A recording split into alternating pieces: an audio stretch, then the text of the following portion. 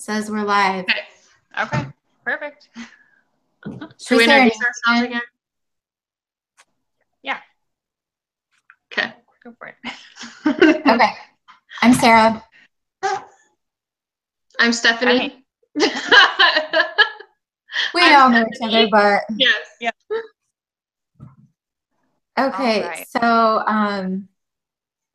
yeah, it's been a while since we've seen each other. What, like a week, I guess? Mm-hmm. So, I guess the questions we need to focus on: what specific service are you providing for your community partner? Well, you guys all know, you were there, that we did Rock the Block for Habitat for Humanity. The first day, gosh, I feel like that first day was so long ago. Long time ago. First day we did. That was painting the garage. Yep. And then taking that rotted piece off. Mm-hmm. And then we also helped with like weeding out the backyard that was completely just overtaken by weeds and branches and other trees. And then a chain fence was also taken out that day as well. Yep. Yeah. And it sounded like what? And then the next day, we were at that different location, just kind of helping finish up. I mean, we didn't get finished. They were still, I think, going to be working on it for another day or two, but it was just more painting that we did. Installed the door. Yeah, we installed that door that so I got to experience took half the day to do. That was a different experience. Yeah. Yep. So, yeah, I think, I mean, obviously it's just home improvement, you know, helping the community rebuild their homes. So it was really neat, though, too, that first day in the first house that we helped out, we actually got to meet the owner of the house. And so she came out and talked to us, and you could just tell how thankful she was for us to be there and dedicating our time in the day just to get things that really needed to be done outside and around her garage done. So yeah, that was very neat. And she was very excited about it, like about her new paint on her garage. So. Yeah. I feel like that was the house we got to see like most of the improvement in. Just like taking out all those bushes and overgrown weeds and stuff. It was actually see that she had a backyard. Yeah. I feel like that one we got maybe the most done. You know, the other one we were trying to install that door for like almost 4 hours. Yeah. I'm sure it looked great in the end, but we just didn't kind of get to see it through as much as the other one. Yeah. So I guess question number 2, how many hours have you logged so far? Well, we're done. All of them. Yep. Yeah. Yay.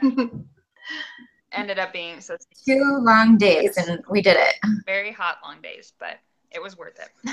It was worth it. Okay, and then the third question, what are you learning?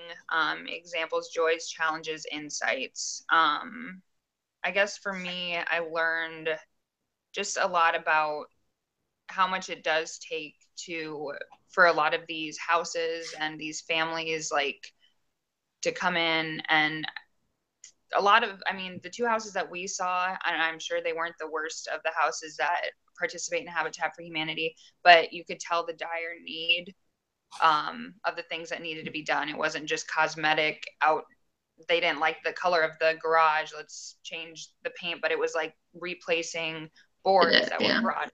And so that was exciting to be a part of for me, I guess. So yeah.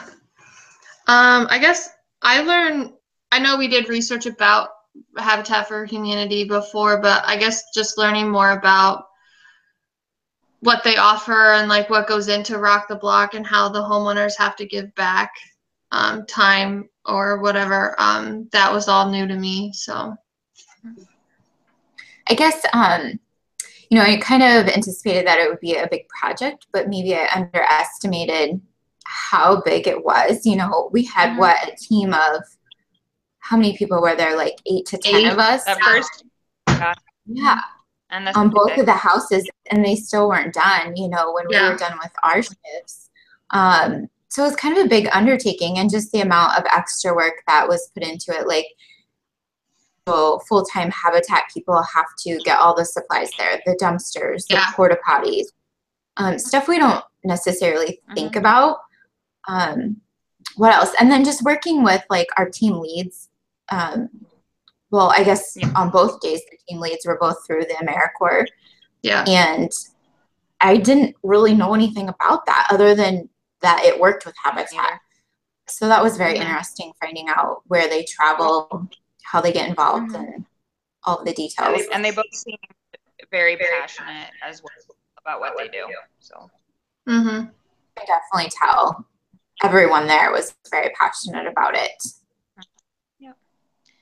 I guess the only challenge that I had with both days was kind of jumping into what we were doing. Like the day that we were installing the door, I had no idea what we were getting ourselves into. And I mean, there was some guidance, but it was kind of, you just kind of wing it and go with it. And that was kind of a challenge for me, and trying to operate certain tools that I weren't very familiar with. But if you needed help, it was a very comfortable environment where all you had to do was say, hey, I don't know what I'm doing.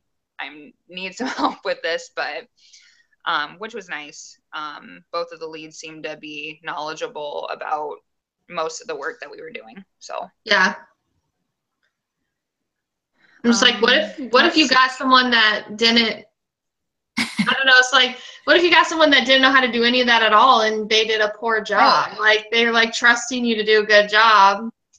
Yeah. What if you made the garage? I know, I'm like, some of those things, like, you know, I've done painting before, and I've done like small household projects. And so I feel I know a little bit of that, but then on the other hand, some of it I had no clue. And I'm like, a lot of people probably don't have any idea. Maybe they've never painted before. Like, that's a huge challenge to instruct people how to do that. I guess the other challenge I saw was, you know, especially the second day, it could have been more organized. Like, nobody really had, and I don't know, maybe that's just because it was the second day. We kind of came in not from the beginning on that project, but it just seemed disorganized. Like, we kind of started one thing, then we were moved to another thing, and then they were waiting on, you know, information on how to finish some siding. And it was just, it seemed like some time was wasted. Like, we tried to find things to do, but it was just slowed down. And it seemed so like that was kind of frustrating. Well, yeah, by the time we would start one thing, we'd be kind of moved or shuffled to another area. And so I agree with you definitely that I feel like that second day, not a lot, but quite a bit of time was wasted on not really knowing where the time should be allocated. Like the first day, I felt like everybody had their place, everybody knew what they were doing, and I feel like with that we got a lot more done and accomplished. So that would be the only thing that I would kind of suggest for future, I guess, projects with them. But it was a small challenge, I guess. It was something that we were able to figure out what we should be doing for sure. But just for future projects, I guess. Yeah. I guess the other challenge, like for us, and it didn't necessarily have to relate directly to Habitat because they have no control over the weather. But it was so hot. I mean, it was like what, heat indexes of 100 on both days. Yeah. So, I mean, for us, it just kind of showed us that, like, stop. Like, we have to keep going. And, you know, we put all our effort into it. I think we can all say we were exhausted. Yeah. But, I mean, we just were smart about it. You know, you drink water, go keep doing what you're doing. Just take breaks. So just because the weather is kind of not the greatest, it still keeps going forward. Yep. So, yeah. All right. Let's see. What Last else? question is, how has or is your team project expressing and developing your certain leadership skills? Well, let's see. I guess going into Habitat for Humanity and kind of working with them beforehand, I kind of had a sense of like what we would be doing and the people that we would be dealing with. But for me, that was years ago. And this was a completely different and unique experience. Just like I said, like seeing the condition of some of these homes and the need for these families to get these projects done in a timely manner as well. I feel like it strengthened my servant leadership, because after completing both of these projects on both days, it made me want to continue to keep doing it again. Yeah. And get involved with Habitat more often, and, you know, like seek those opportunities to find the people that are in need in our community and that need that help. So I guess it's just expanded my servant leadership, wanting to continue to participate in projects and activities like this. Yeah. I guess I didn't, like, as a servant leader, I would think that you would be helping like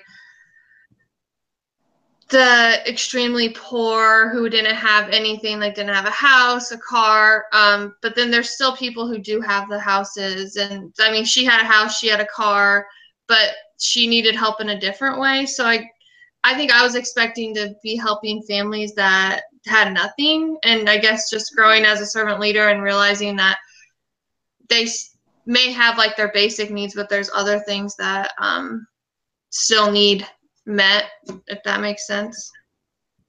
Mm-hmm. That's a really good point, Stephanie. I guess I just, you know, I had never worked with Habitat for Humanity before, and so it really just intrigued me to learn about some of their other projects, like their new home building, and what else they could do. They just have such a wide range of services that they provide. I think it strengthened me just to learn that, like you said, it may not be something you think about every day that somebody needs. You know, yes, people need food, they need shelter, but what if their shelter isn't sufficient? That's still something that isn't part of their wellness and isn't good for their health, and maybe they physically can't do it.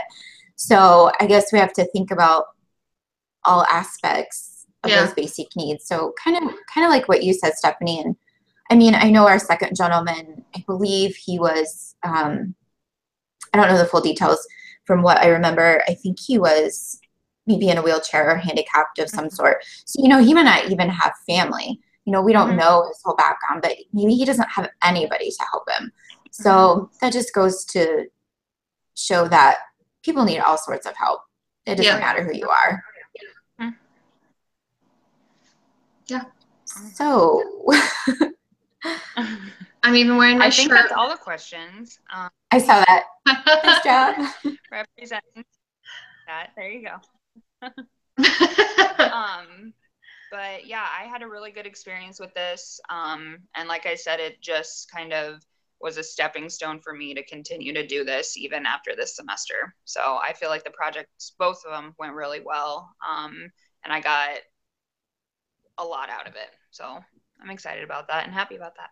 I did too. I just feel like I would love to go do it again, you know, and, you know, to you guys too. Like, I feel like I couldn't have had a better team to share that with. I think it was just, we all worked together so well and just, you know, had real teamwork. And that's like refreshing, because you don't always get that, you know, there can be challenges. So exactly. You guys were great to work with. Yeah. Yeah, definitely. Yeah, you too. Okay, so I think that like wraps it up, and then next week we'll just work on our new tasks. Yep, sounds good.